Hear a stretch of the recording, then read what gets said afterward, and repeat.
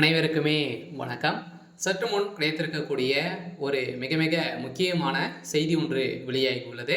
சற்று முன் கரூர் வழக்கில் செந்தில் பாலாஜி கொடுத்த வாக்குமூலம் பரபரப்பு இது மாதிரி பார்த்தீங்கன்னா செய்திகள் வெளியாயிருக்கு.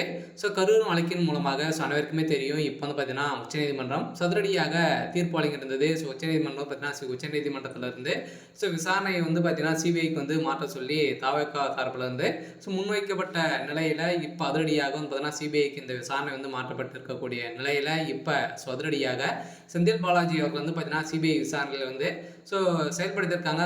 இப்போ 2 நாட்களாகவே தொடர்ந்து நடந்துட்டு இருக்கக்கூடிய நிலையில அவர் கொடுத்த வாக்குமூலத்தின் அடிப்படையிலும் அதே மாதிரி அந்த கரூர் நடந்த சம்பவத்தின் அடிப்படையில் இடத்துல இருக்கக்கூடிய சிசிடிவி காட்சியின் மூலமாக பார்த்தீங்கன்னா சிக்கிய ஆதாரத்தின் அடிப்படையிலும் செந்தில் பாலாஜி அவர்கள் வைத்த கேள்வியின் அடிப்படையிலும் இப்போ அதிரடியாக செந்தில் பாலாஜி அவர்கள் பார்த்தீங்கன்னா அவருடைய வாக்குமூலம் கொடுத்திருக்காரு.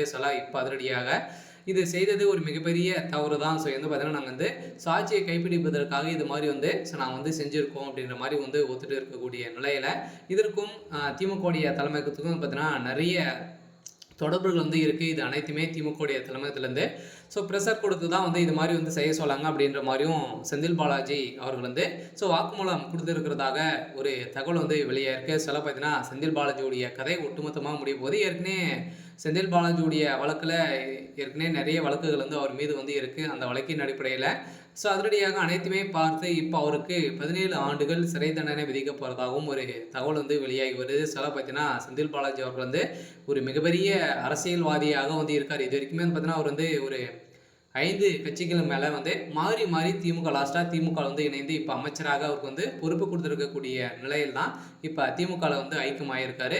இருந்தாலுமே பார்த்தீங்கன்னா இப்போ நடத்தக்கூடிய சம்பவத்தின் அடிப்படையில் அவருக்கு அமைச்சர் பதவியில் பார்த்தீங்கன்னா ராஜினாமா செய்ய போகிறதாகவும் ஒரு தகவல் வெளியாக சில அமைச்சர்கள்லேருந்தே செந்தில் பாலாஜி அவர்கள் நீக்கினால் திமுக ஒரு மிகப்பெரிய வெற்றி பெறும் அப்படின்ற மாதிரி பார்த்தீங்கன்னா ஒரு உட்கட்சிக்குள்ளே பார்த்தீங்கன்னா ஒரு சில சலசலப்புகள் ஏற்பட்டிருக்கு.